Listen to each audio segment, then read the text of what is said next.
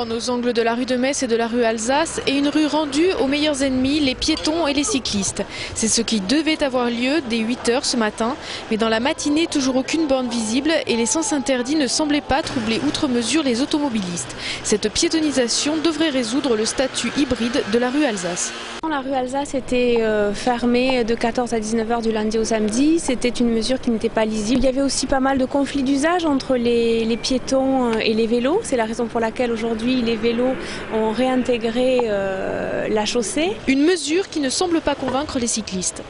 Pour moi, c'est dangereux pour les vélos. Parce que les piétons traversent à l'oreille, donc ils n'entendent pas les vélos. Et ils ne regardent rien du tout. Il faudrait matérialiser vraiment, plus que par de la peinture, cette piste cyclable. Concrètement, le marquage au sol a changé. La piste cyclable qui empiétait sur l'espace piétonnier a disparu au profit d'un marquage à même la chaussée.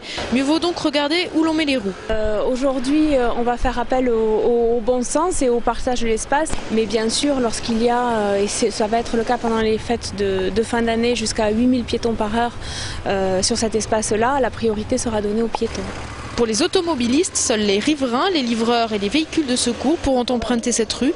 Quant aux deux roues motorisées, ils devront se plier aux mêmes règles que les voitures.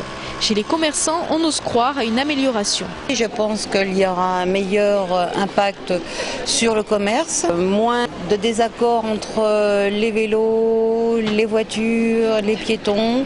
Personne ne sait où aller. Dans le courant de l'après-midi, la technologie semblait encore réticente, mais la nouvelle réglementation devrait être rapidement opérationnelle.